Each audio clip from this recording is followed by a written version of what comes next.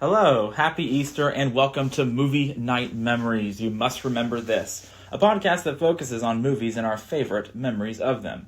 Each week we discuss the films that are celebrating an anniversary from when they came out in theaters, from the first viewing to what they mean to us now.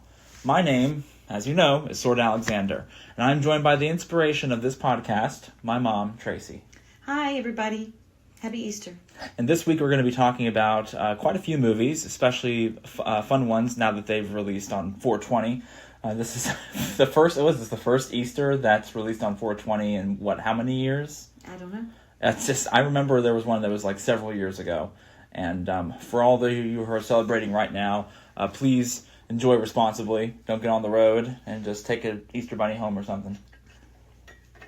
This week we're talking about films. Maybe we'll see Harvey. Harvey? The bunny? The rabbit? Harvey? Harvey the rabbit? Well, I don't know what you're talking about. Is this like... James Stewart? The movie, Harvey? Nope, this is a completely new movie to me. Well, you should see it anyway. Well, maybe... People out there will understand. It's an old movie about Harvey the rabbit. See, this is a generational gap that we have here that we're going to be celebrating. Well, it's an old movie. Today. It was before my time, but I knew about Harvey the rabbit. It's very funny. Fair enough. I don't know, I think of a couple of different famous rabbits that come to mind. For some reason, the one that comes to mind immediately is this an animated movie with Hugh Jackman when he played the Easter Bunny in that Rise of the Guardians movie. But I think of him as like the coolest rabbit, like Easter Bunny rabbit, because it's Hugh Jackman. Anyway, we're going to be talking about not those films, but a few other ones released between April 20th and April 26th. We have Annie Hall. It was released in 1977, 420. Thank you. It was. 48th anniversary. We're also going to be talking about Field of Dreams, Pet Sematary, Stay Hungry, This Boy's Life, Election, 13 Going on 30, Friday, and Avengers Endgame. Let's first talk about a few movies that come to mind. We decided to watch quite a few of them this week that we were really interested in taking a look at. And the first, there's a few that we saw this week that really stuck out to us. One of them was Stay Hungry. This was like the second movie that was premiering with Arnold Schwarzenegger as an actor. His first one was Hercules in New York. But this was, according, I guess, to the Academy, his first real film role. I don't get it. But this was one of his first movies. We also have Annie Hall, Field of Dreams, and This Boy's Life. And we also ended up seeing Friday as well to get a fresh look and discuss them in more detail. But let's talk about the other films first. First up is Pet Sematary, released April 21st, 1989, celebrating a 36th anniversary. A disturbing story about a family who moves to a home in Maine, conveniently next to a pet cemetery. Little do they realize that the dead never truly stay dead in the mind of Stephen King. Their household pet dies in a terrible accident, is buried in the cemetery, then suddenly returns with an aggressive personality. It only gets worse from there. Fun fact, director Mary Lambert also directed Madonna's Like a Prayer, Like a Virgin, and Material Girl music video. So, what do you think about that? About the movie or about that she also, the fun fact? The fun fact. Oh. I don't really care. I don't really like Madonna, so I don't really care. Fair enough. But these music videos came out, I'm sure they must have drummed up a decent amount of attention when they first released on MTV, I'd say, at least. Mm-hmm. But do you remember people talking about these music videos? Oh yeah, it was a big deal, the music videos. But I didn't really care about Madonna's music videos myself. But that's another, that doesn't matter. We're talking about movies. Needless to say, I kind of feel the same way about you, where I don't really care for Madonna that much. But I did think it was really fascinating that somebody who you wouldn't think would be able to direct a film like Pet Sematary ended up directing it. And it's one of the best Stephen King movies ever made, in my opinion. I really enjoyed Pet Sematary. I saw it for the first time several years ago, all the way through. And I was really taken by it. It's spellbounding in many ways that I feel about. And it's one of his best works that I'm happy to see more than once. What about you? When you saw it, did you see it when the film came out? No, I saw it, though later. but I read the book, but I actually lived near a pet cemetery. Did you? Yes, so it's kind of creepy, but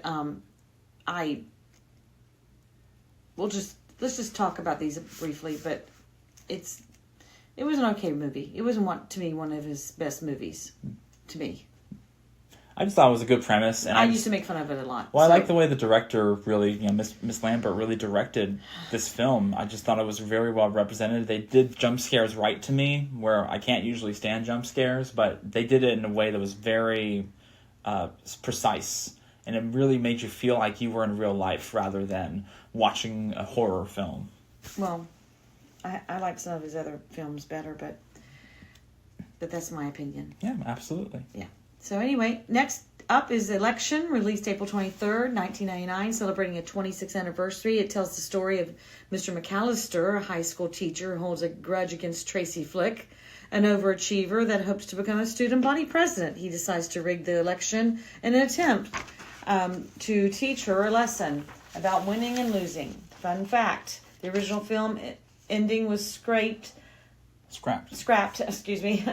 and unknown to all but the screenwriters until it was found in a box of VHS tapes in 2011. Despite receiving critical acclaim, the theatrical ending tested very poorly. So the lead actors were Reese Witherspoon and Matthew Broderick. This was a film that I really enjoyed for years. My brother Davey, introduced it to me, and we used to laugh all the time about this film.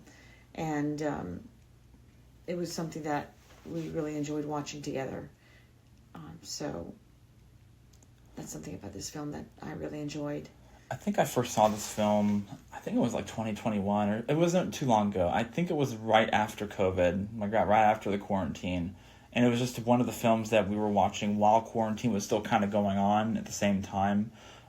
We had to spend more time at home because of our medical conditions as a result. And this was one of the films that came up on Netflix, and I never saw it before. And I really, really enjoyed it too. I thought it was excellent. This was before my teaching career, so it gave me a good glimpse on it. It felt like a realistic film. It felt like a realistic high school experience.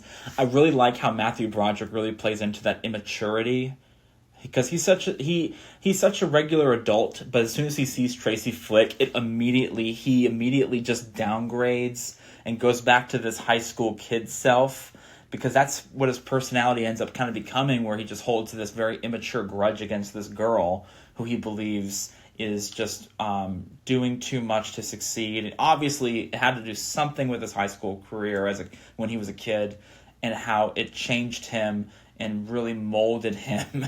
And it's about adulthood. It's about immaturity in both an adult level and a high schooler's level. And I really like that aspect of it. I think it was one of his best acted movies.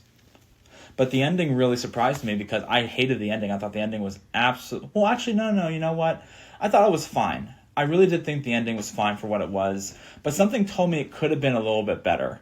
I never read the book. I never got to have that pleasure too. But I was really surprised by this VHS tapes thing, because the book ending was also kind of different from what the film ending was. So hearing this and the original ending that was filmed, that was not filmed, but that was written, I liked it a lot more too. After I'd read through the original script, I actually really liked the original ending better. I felt like it ended things better. What shocks me is that I can't believe it's been that long that this movie's been out. I can't believe it's been 26 years. It is kind of surprising, isn't it? Yes. It doesn't feel that way. Well, anyway. Well, speaking of endings, did you like the ending of it, the movie itself? Yeah. Yeah, you thought it was fine. You know, I'm not going to analyze different endings unless it's a really poor ending. Mm-hmm. Yeah, fair enough. I like to move on and, Well, speaking of which, next up is 13 Going on 30, released April 23rd, 2004. It's celebrating a 21st anniversary. It tells the story of a 13-year-old girl who goes forward in time while transforming into a 30-year-old, seeing that life as an adult isn't all it's cracked up to be. Fun fact, this film had a very impactful... This fun fact doesn't exist. So I'm gonna just start off again and say... Next up is 13 Going on 30, released April 23rd, 2004, celebrating a 21st anniversary. It tells the story of a 13-year-old girl who goes forward in time while transforming into a 30-year-old, seeing that life as an adult isn't all it's cracked up to be. Needless to say, this is not exactly my forte, but do you have any memories of seeing this film when it first came out, or your experience as a 13-year-old girl and eventually 30-year-old woman? Do you have a perspective that I can't kind of see? No, but I didn't see this film till later after it was released, and I just saw it on TV. So, but my mother always said, Tracy, you were born 25. So even I remember when I was like 14 years old, she'd say, you're acting like a 25-year-old. You'll always be 25. So after I saw this film and how she acted when she went through the closet and became 30, it would remind me of how my mom would say, you're acting 25.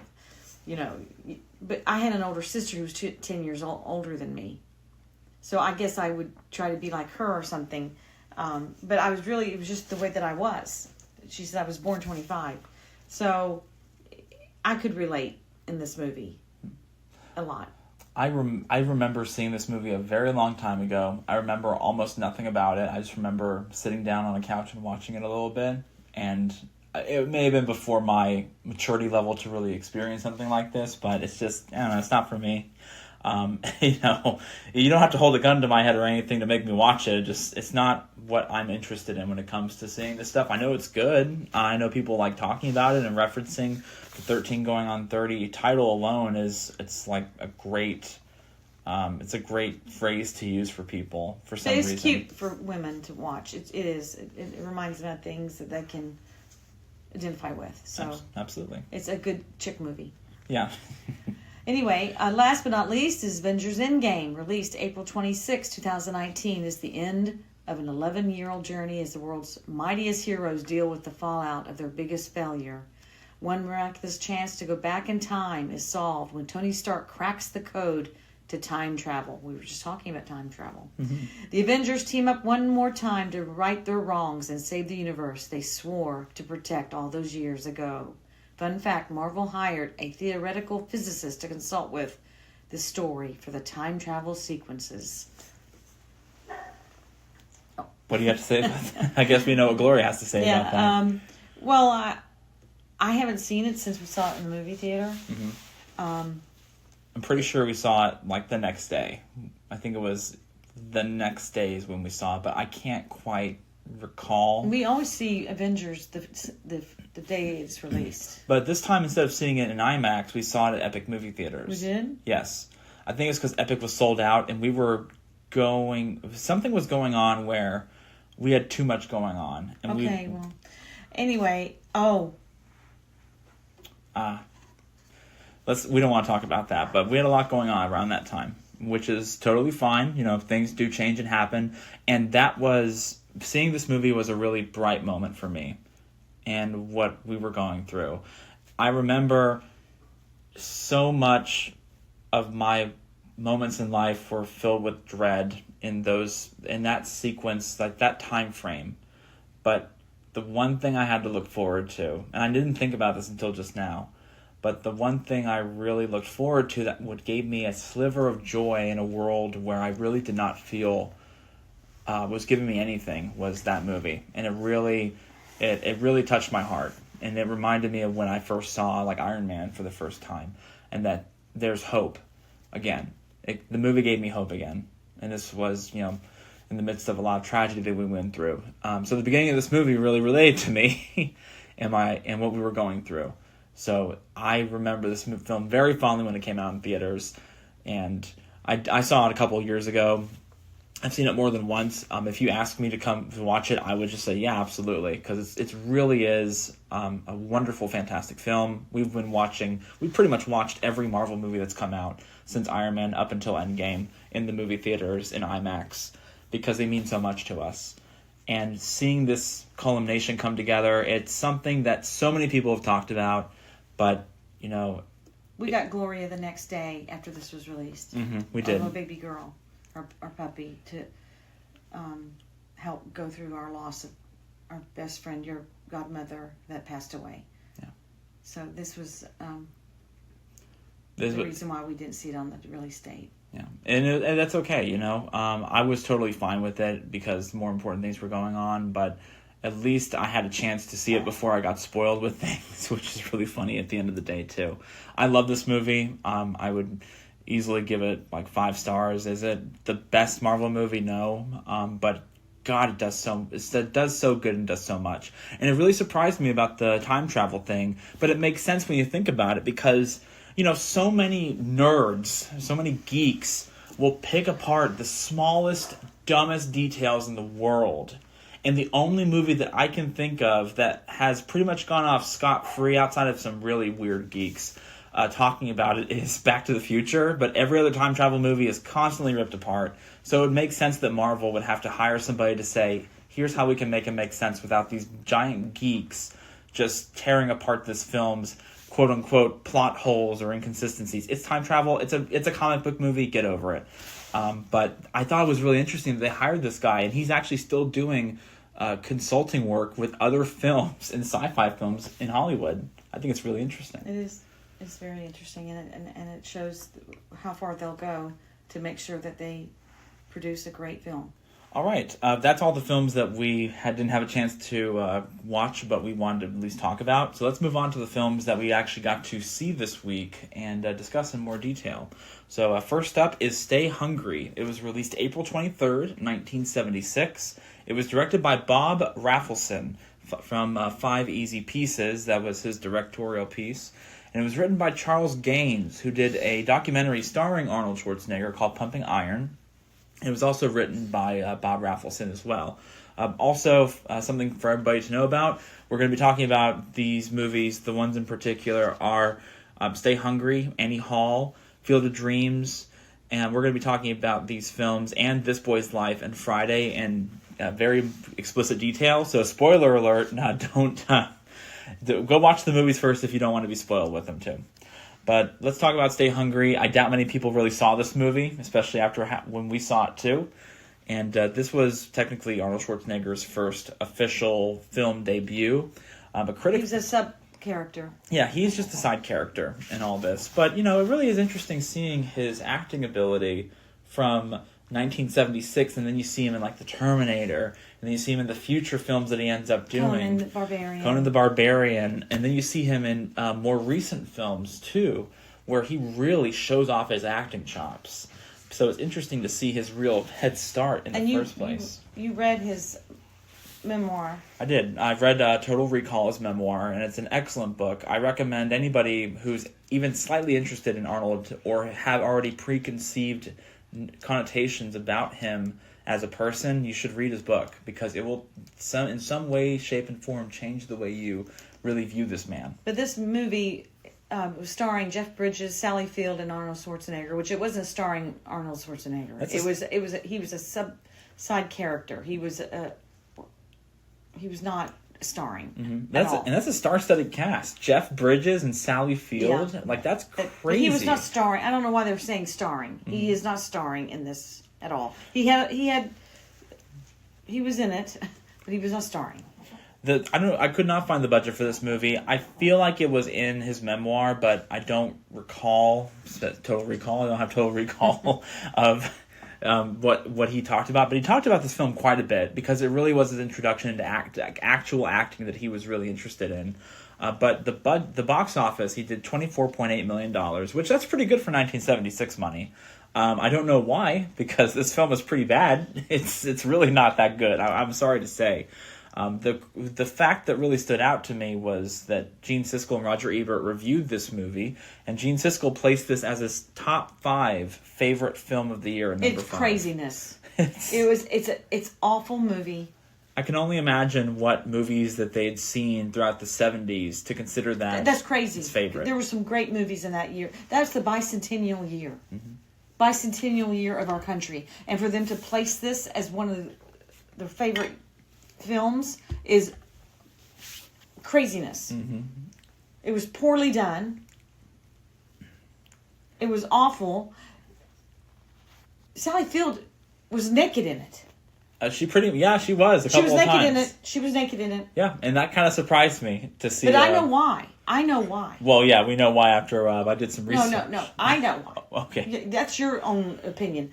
I know why. Why is that? Because she had a reputation of being in Gidget and the Flying Nun, and she wanted to show that she wasn't the little cute little innocent girl. And that makes a lot of sense because she was in quite a few good movies that were more like wholesome, quote unquote. Not movies, but just shows too, TV shows. So she wanted to really expand to the public that she wasn't some cute little innocent girl. She wanted to show them that she was now a woman and she had a body and she wanted to be thought of as a sexual being. She wasn't just a nun anymore and some cute little teenager. Mm-hmm. She wanted to be seen as a woman.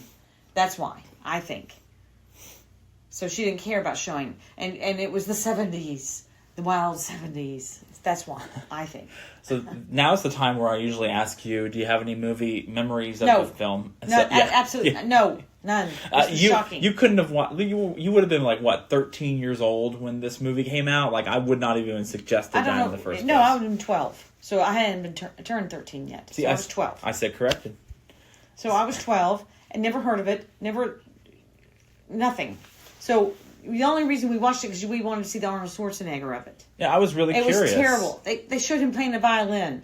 Yeah, he was playing like a fiddle. He was playing a fiddle. And it was so fake. Which was interesting, but it was like, look, the movie, what's the movie about in your mind? It's really about Jeff Bridges. Mm-hmm. Okay, it's about Jeff Bridges and him losing his family in an accident. That's what it's about. So then he ends up getting involved in this shady real estate deal, and he is told by these shady people to go buy up this old small-time gym because they're going to tear it down, turn it into like an apartment complex. And he goes there to do this job, do his business, but he finds himself really attracted to the gym life and Arnold Schwarzenegger. First time he sees him in this weird Batman-like costume lifting weights, and he's curious, and he starts to like the people that are in the gym, and he doesn't want to tear it down anymore. He doesn't want to buy it. He wants to be a part of that life. So it's supposed to be like a real like coming of age, like what do you really want in life kind of film, and it kind of falls flat on its face after a while because it goes into different storylines and it loses direction. It doesn't even show that he's interested in that gym, really. No. He's really more interested. At first, he looks like he's interested in becoming friends with the bodybuilders, and then he gets interested in Sally Field. But she's okay. She's not. I don't know. She's like the girl that exists in this boy's life. I don't know. It's weird. There's other girls too, and they go water skiing at a party. Yeah, it goes off into other tangents. It's terribly done. Yeah, I feel they really lost direction. A quarter way through the film, and they didn't know what to do with it. It's terrible. And I would probably give it 1.5 stars. I would have shut it off. But I would have shut that thing off as soon as I saw her bare ass. Oh, sorry, bare butt. It's too late now. You kind of took that out of the equation. Explicit content, check yes on when I'm posting this on Spotify. The only redeeming thing was Jeff Bridges, really. Mm-hmm.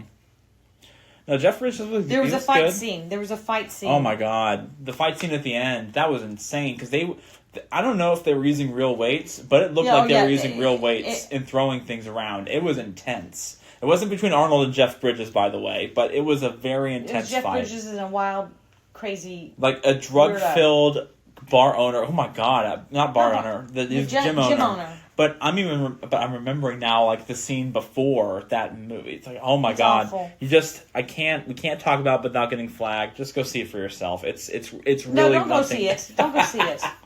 Don't go see it. It doesn't matter. Yeah. Forget.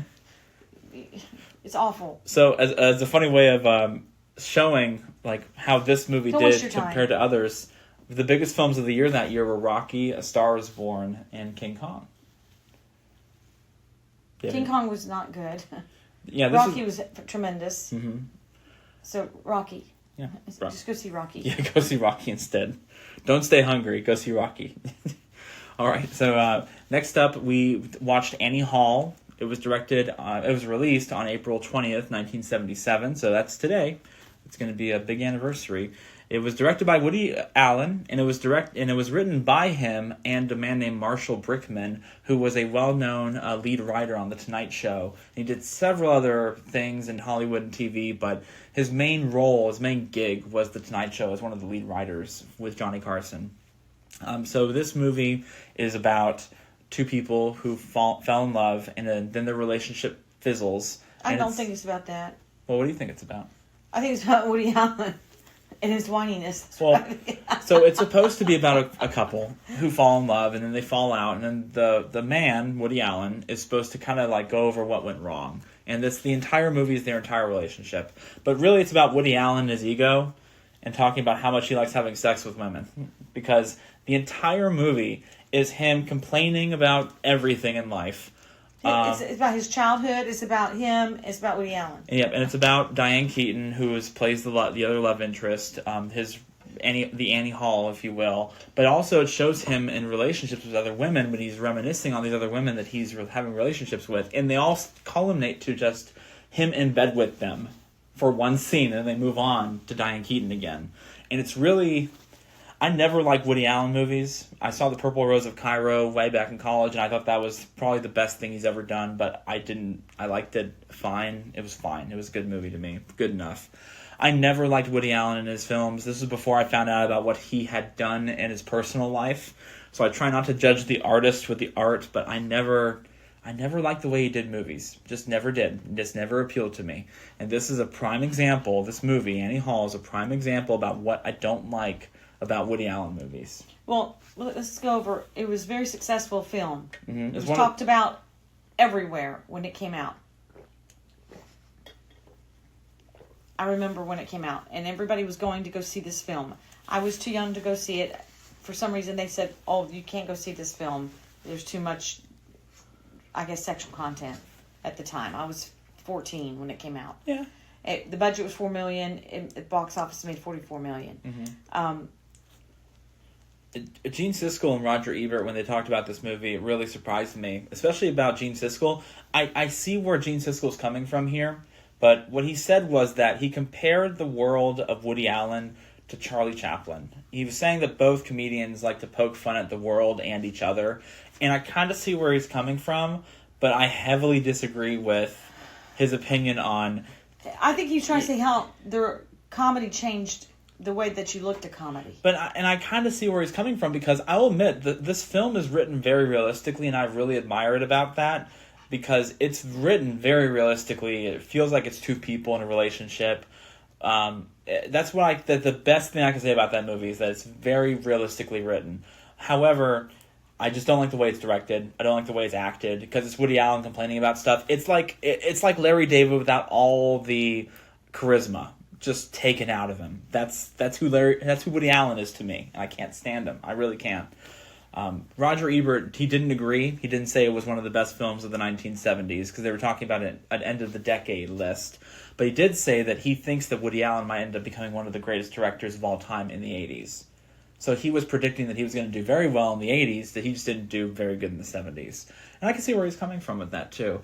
But I don't like Woody Allen in his films. I just don't. I tried. I just do not like his films. I thought that I thought that Diane Keaton shined as Annie in the film. Mm-hmm. I think she was the only bright spot of the film, if you must know. Mm-hmm. And I thought that you can tell that later in her films, she still is a bright spot in her films.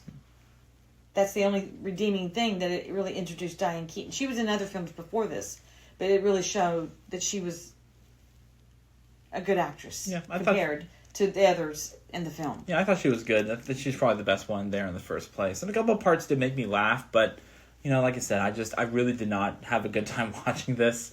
I would probably give this a 2 at best.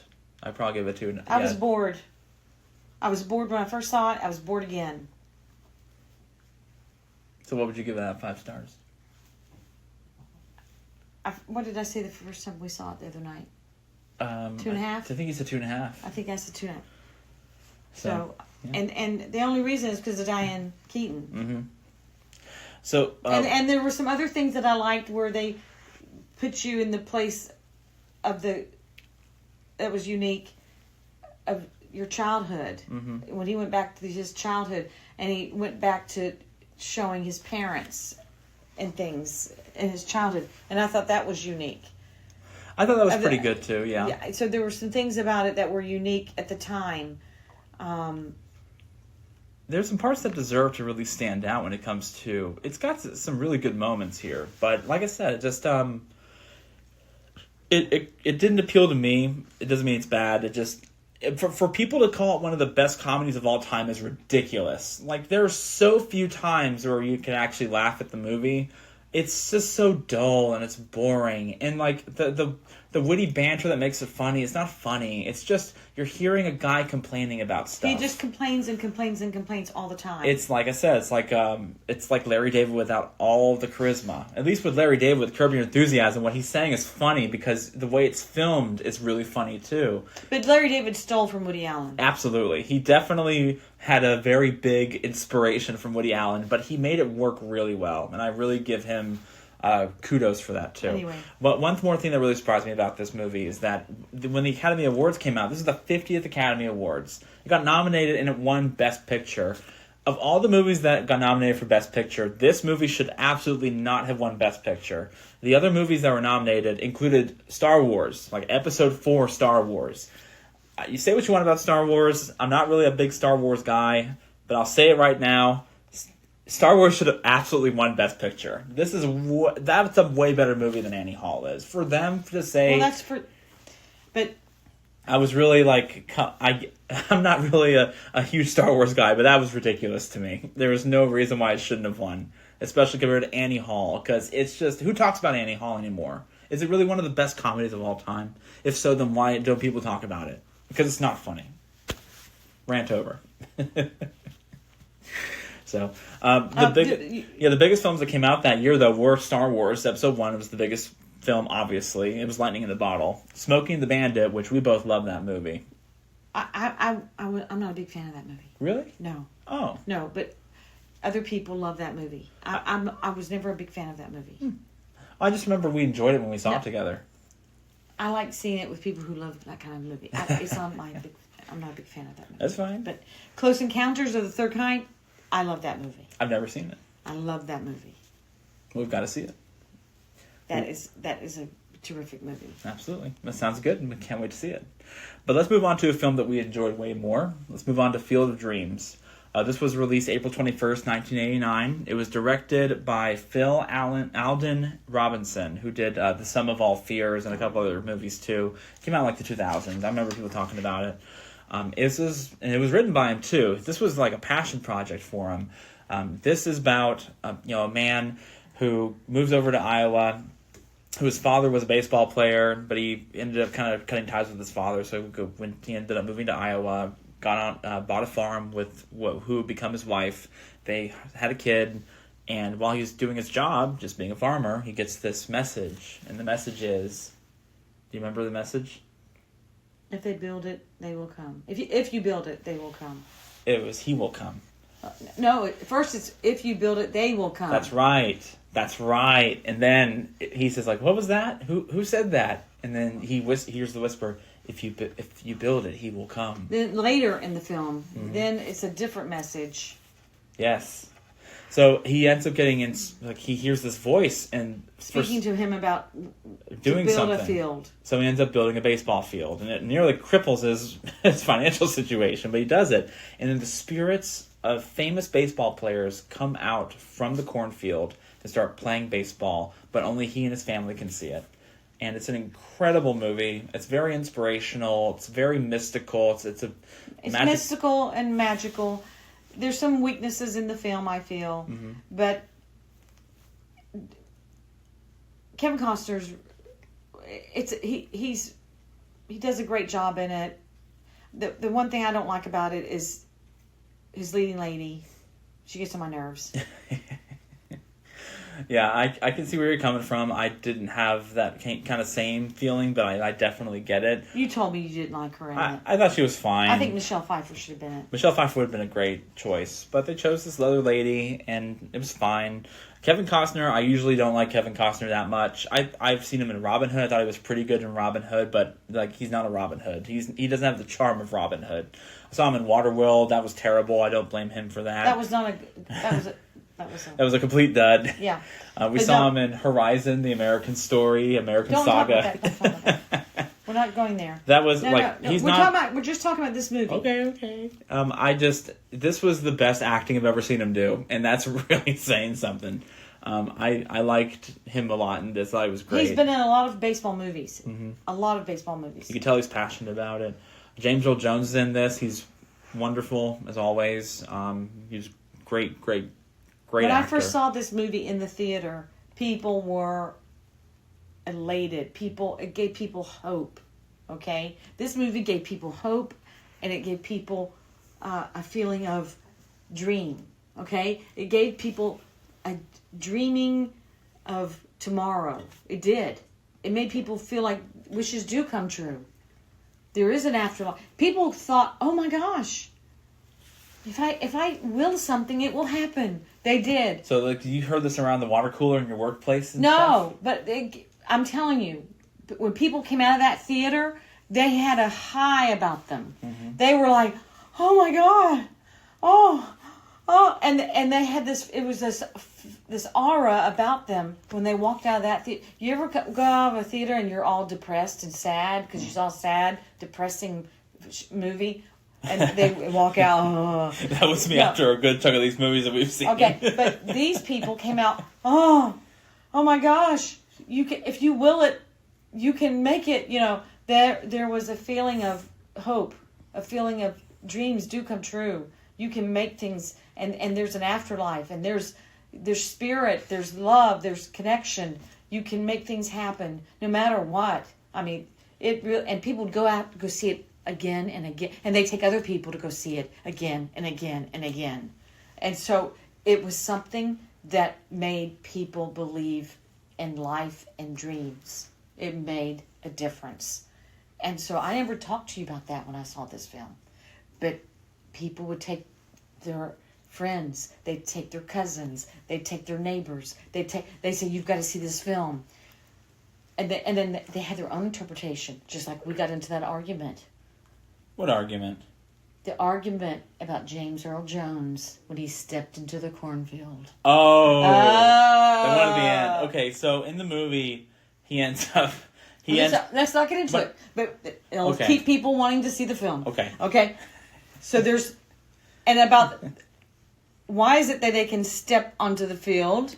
And why is it they cannot step out of the field? So it makes people think, what is this? So hear me out. The magic of the field, or the magic is not out of the field. So you know what they should have done to fix that? They should have hired a theoretical physicist to work on the film.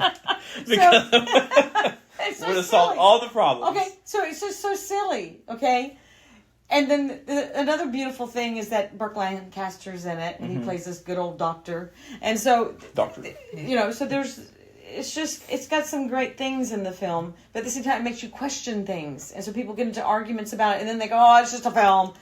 But at the end of the day, people love to discuss this film. Mm-hmm. This is a quintessential example of a very traditional American blockbuster film experience. Yes.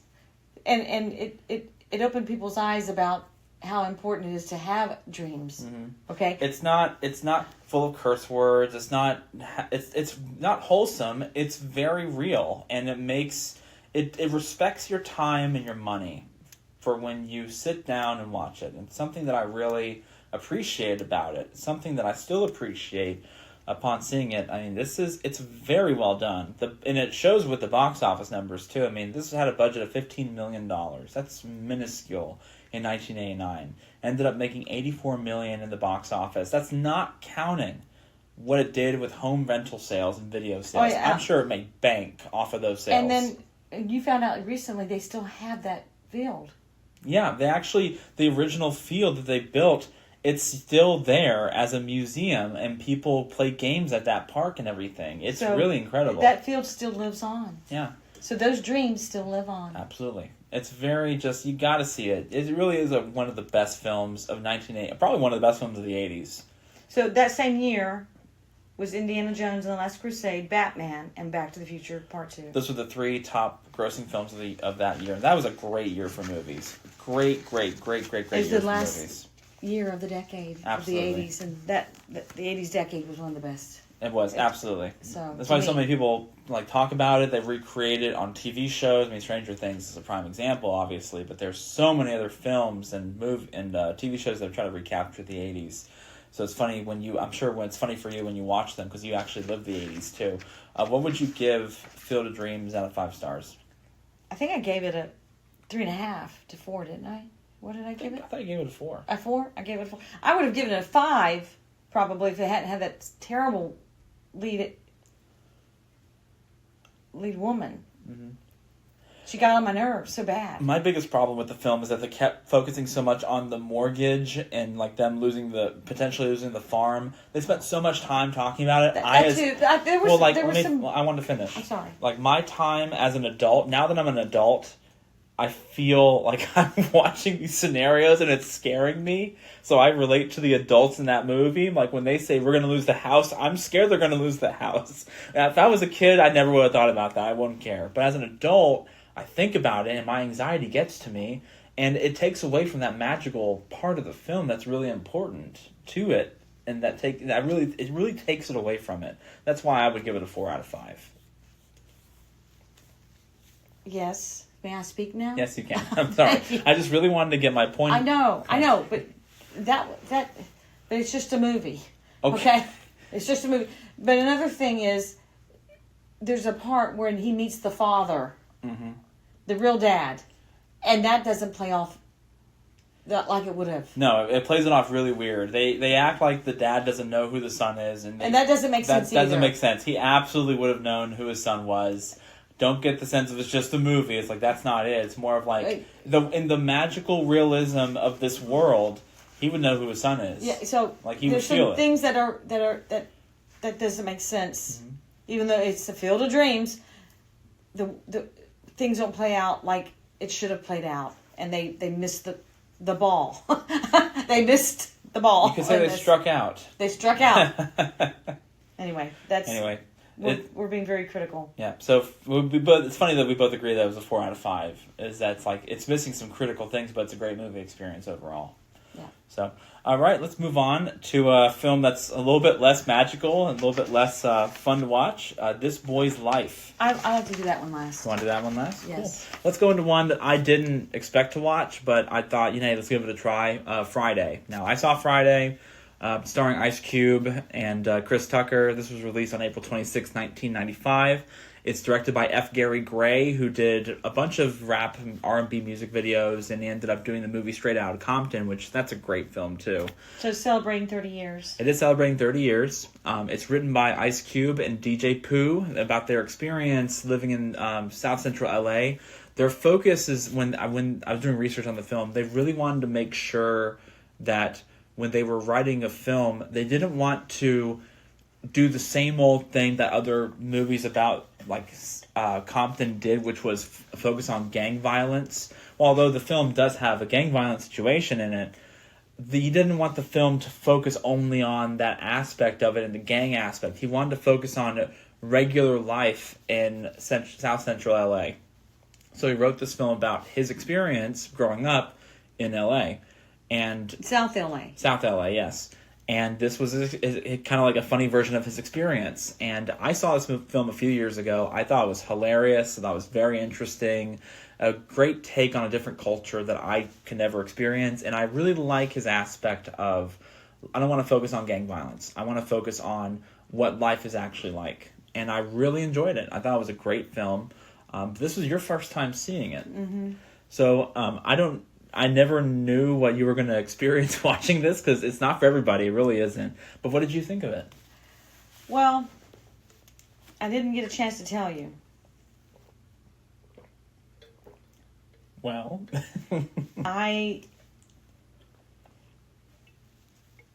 I feel really bad for people that live in South LA from this film. It's horrific, the abuse that they encountered, that I witnessed. I'm sure a lot of it, some of it's exaggerated, other parts are not. No. Because let me tell you something. That kind of stuff does go on in neighborhoods that are violent. Mm-hmm. They lived in a very violent neighborhood. They did. That was being bullied by an ogre. And it was awful. And I've seen this kind of behavior in other more gentler neighborhoods. I don't know how to say it. And I mean, we've seen. I mean, now listen. I've driven through Jacksonville. Okay, I've driven through other neighborhoods. I've driven through Harlem. I've been around other big city neighborhoods and other dangerous neighborhoods, by accident, by chance, by having to work in areas, by just visiting. It can be pretty scary, and they had to live it. It's a very hard knock life. And I say that with no humor, no exaggeration. It's rough. And all of their houses had bars on their windows. You can go through Jacksonville and certain neighborhoods, and all of their places have bars on their windows. Mm-hmm. Okay? It's just the way it is. There's no city on earth, I mean, at least in the country, that doesn't have similar situations to it. Absolutely not. And it's getting worse and worse and worse. And this is 30 years ago for South LA. Mm-hmm. Yeah, this was 30 years ago. Put that into perspective, too. And so can you imagine how it is now? Mm-hmm. And so even though it's supposed to be a comedy, I was scared to death of the main character that was the bully. Yeah, his character's name is Debo, but his actual name is Tommy Lister Jr., who also goes by Zeus. He's a professional wrestler, and he was great. He was great in this. He's no longer with us, but I thought he was great in this. The film, I had my mixed feelings about it. Yeah, but the drug usage was everywhere. Mm-hmm. It's a pop movie. It's definitely a pop movie, which is fine. Like, I think it was made fun. You don't have a problem with pot either, of course, and I think everything is in moderation. Everything in moderation, that's legal. Yeah. But I just feel that some of this was just, I don't know.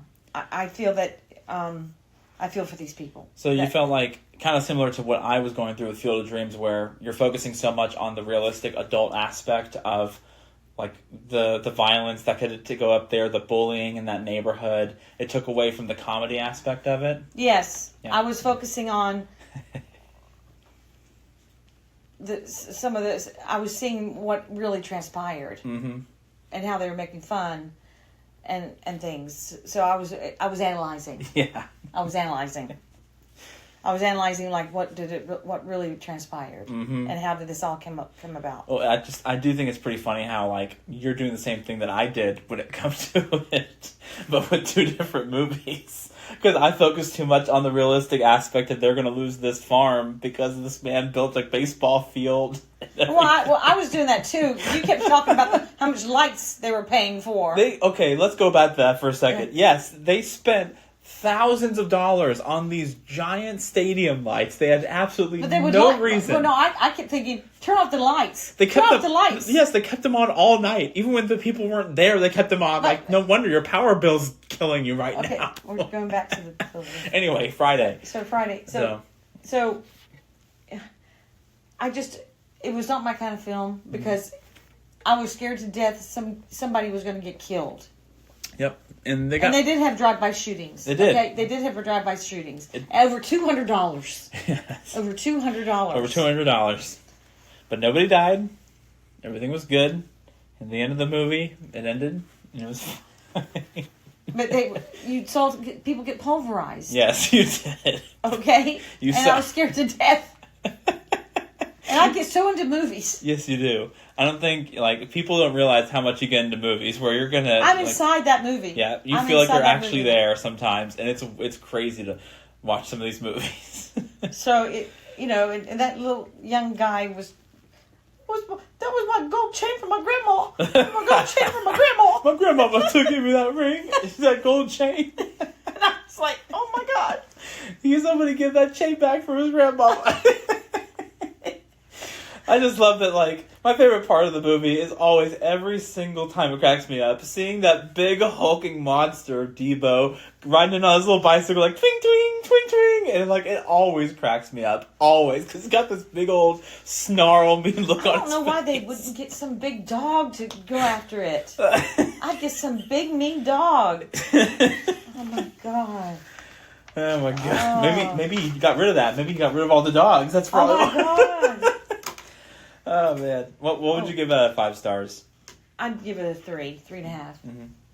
That's generous. I thought you were going to be a little bit more harsh on it. No, because, it was a low budget. Mm-hmm. It was a very low budget. It did $3.5 million. It made $27.4 million. Mm-hmm. A lot of word of mouth ended up making this film succeed. I just the name Friday, right? Oh, it's a Friday. Yeah, I'm gonna go see it on Friday. It's perfect marketing right there.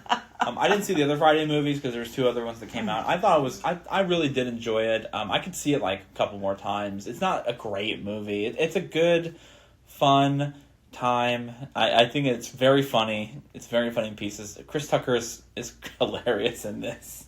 And these John Witherspoon, Regina King, the Boondocks. I love them in this. I love them. They're so funny in this. Remember when that mom in the morning that in the beginning of the movie she made all this breakfast and she's eating this whole plate by herself. I don't want to talk about it.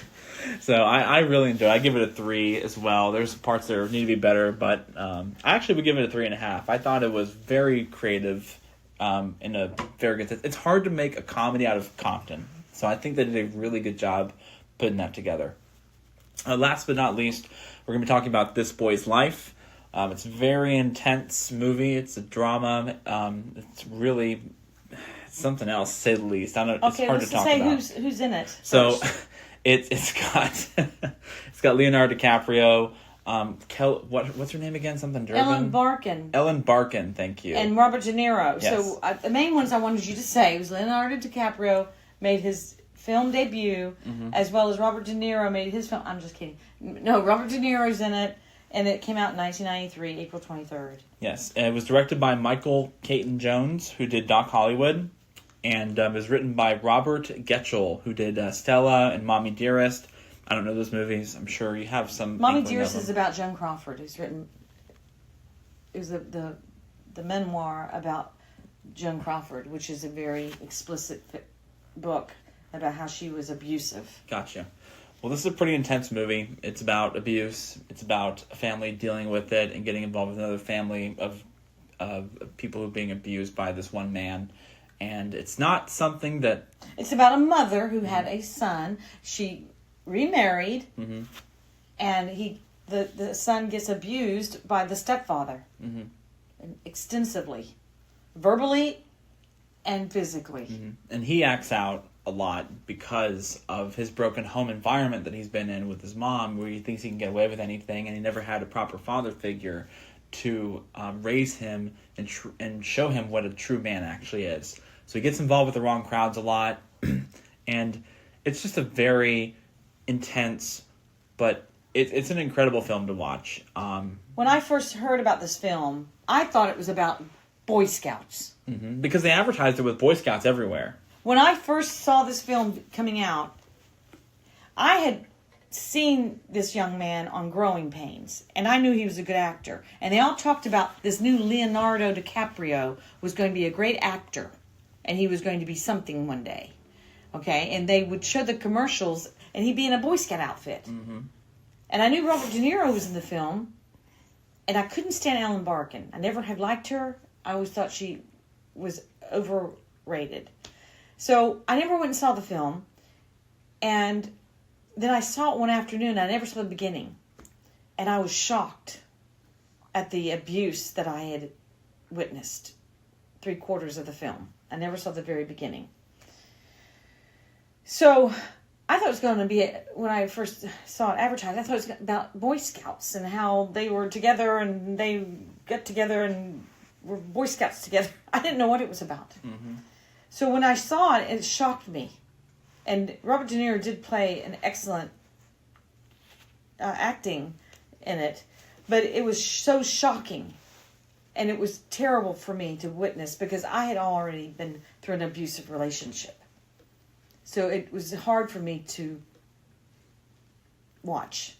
Really, and today, I mean, not today, even when I say today, even today, after all these years being in an abusive relationship, many, many, many years ago, it's hard for me to watch because it's so abusive. And it was a true story. It doesn't say based on a true story. It says a true story, Mm-hmm. which is rare. So I knew it was true. And it's so sad.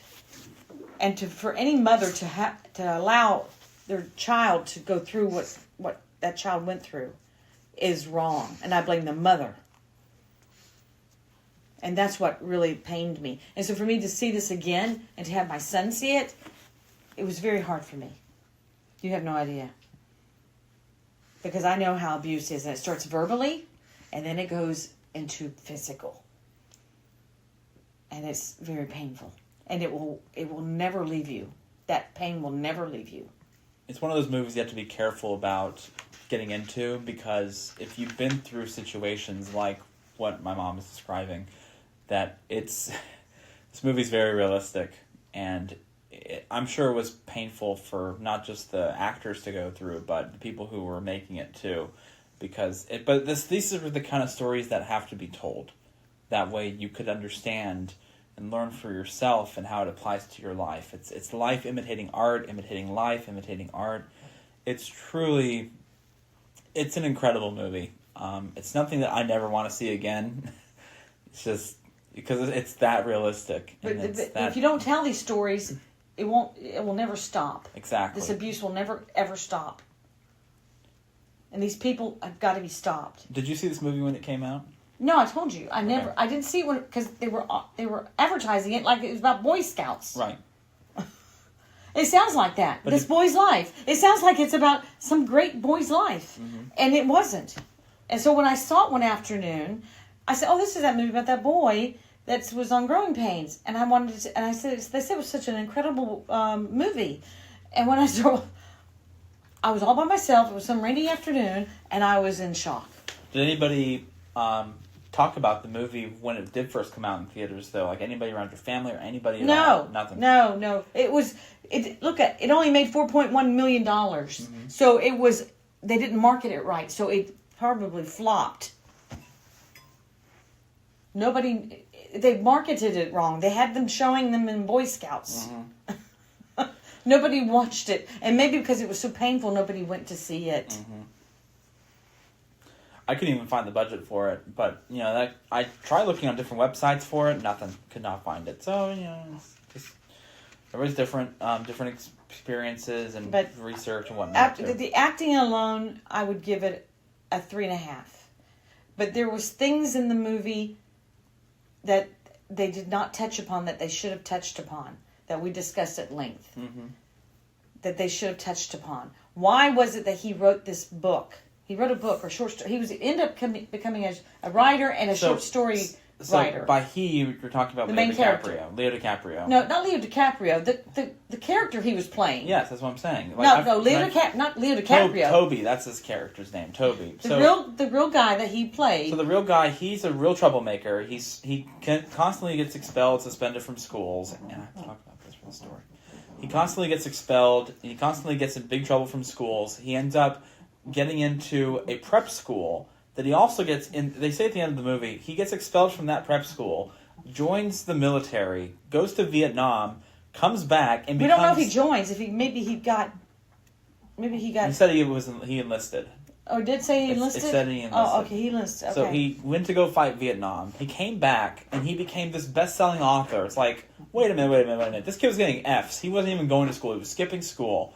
how do you become a best-selling author? And you can't just say, oh, it's because he's just naturally talented. No, like, you have to still study. Like, people said the same shit about Eminem. Like, and he's failed school constantly, but he said the only thing he was good at was English. He constantly got A's in English, F's in everything else, because he actually studied in that class. This kid, time and time again, he didn't read. All he did was drink, smoke, drive cars. They should have shown that he at least had books. He was exposed to books. He liked to write. Exactly. He liked to read. He had a journal. There was something that they didn't show in the movie that they should have shown. Yes, and they never showed him reading. They made it just look like he was just... oblivious. Like, he was just going to be a loser, essentially. But I think... You don't just become a writer just because you're good at it. You have to read, you have to study, you have to understand a lot about literature, arithmetic, like the very aspect of writing stories. I think there was a disconnect. I think his mother, even though they traveled a lot while she was in between, because his mother saw a lot of men, they intimated, and I think that she still pushed him to read, and she pushed him to read books, and she pushed him to know authors, and I think that she said you should write, and he was good at telling stories, because it showed him acting out, remember? Absolutely. And it showed him acting out, and I think he was smart. I think he was a smart young man, and they even said in that meeting, remember, with the principal, and he got expelled? No, he got suspended. Yep. It said he was smart. He really was smart. I forget what else they said. So they pushed that a little bit. So I think that they were saying he was smart.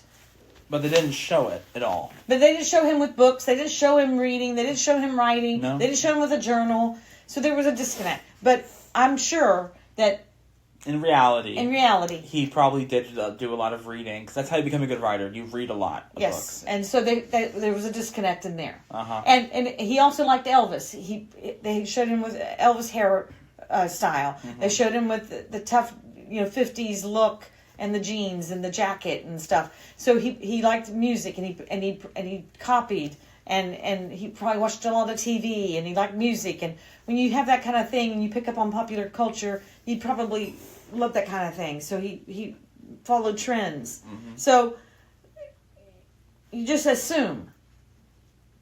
So for him to become a writer later in life, and to be a bestseller and to do short stories, you assume that. Mm-hmm. But there was a disconnect there in the storyline.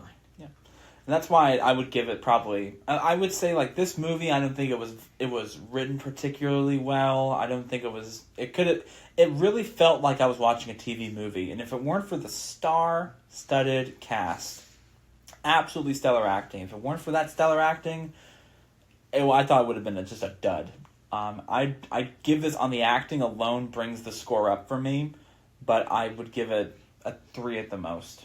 I have no choice. Like, the acting is what sells it for me. If this was half as good acting-wise as it was, I would have given this like a 1.5. And there was a difference. They showed him go from 6 months, and he changed a lot, and then from 2 years, he didn't change at all. Mm-hmm. So there was a disconnect there too. Yeah, 2.5 years go by, and he barely ages. 2 years. No, 2 years. No, it's 6 months he changed. Yes, and but then 2 years he didn't change at all. Okay, I see what you're talking about. I see. Yeah, that's one of the things that's kind of hard to film per se, but like I feel like they could have made reservations to make it work, and they just didn't. It's okay. You make mistakes as you go along. I thought it was 3 out of 5. I will never see it again, but I got to see it, and I won't say I'm happy if I saw it, but it's an important story to tell, and it's something that we can both see as well on that one. So that's all we have for this week. This was a very tumultuous week for us when it comes to watching movies. We watched... I do have something else to say about this film. Mm-hmm. It shows the difference in how Leonardo DiCaprio grew. It does. From 1993 to 1990... When did Titanic come out? 99, I think. No, 97. 97 or 98? Let's do a quick Google search. 97, you're right. So between 93 and 97, he grew so much. Big change. Big change. Actually, not speaking about This Boy's Life, but I have one more thing I wanted to mention about this week in particular because a movie that came up on one of the years that came up was a movie called African Cats. And this was a movie, a Disney nature movie, where it was directed by Samuel L. Jackson, and it was narrated by Samuel L. Jackson, excuse me.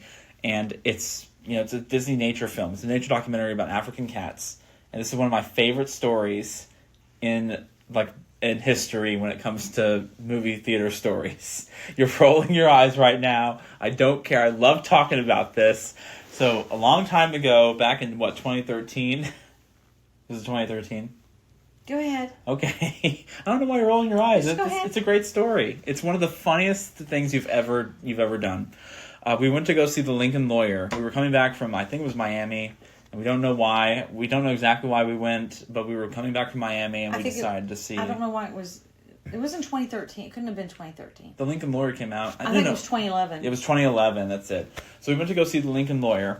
And it was just like off the cuff. We decided, you know what, let's take a break from driving. Let's go watch a movie and relax. And we loved the movie. It was great. But before the movie, they had the trailers. And one of the trailers was for African Cats. And this was like a nearly packed theater on I think it was a Saturday or Sunday. And while the movie was going on, the trailer was going on for this movie. And we were just watching it, eating popcorn. And when the trailer ended, and then there was absolute silence and blackness of the entire theater was just dark. All of a sudden, we hear meow, and that was you. And as soon as you meowed, the entire theater erupted into laughter. Yeah, it was a vibration of laughter. Like people, it's one of those you had to be there moments. Yes. That makes it really funny. Yes. Because nobody expected it. Yeah, but I did that for Catwoman too. Yeah, you did it for the Catwoman movie as well. Oh my god. And it was the funniest thing because there's like African Cats narrated by Samuel L. Jackson. I can't do a good Samuel L. Jackson impression. But then the movie cuts, it was like, ah. Meow. I'll never forget it. It's one of the funniest things you've ever done. Thank you. It's absolutely, it's still funny to me to this day. To this day, it's still absolutely fantastic. Your best friend. I just love pointing out that story. It's a great one. Thank you. Thank you guys for watching this week. We have we're already starting up our list on what's going to be happening next week, and we have some great movies that we're watching right now that we can't wait to talk about. For that said, thank you so much again for watching, and we'll hear from you next week. Happy Easter. Happy Easter.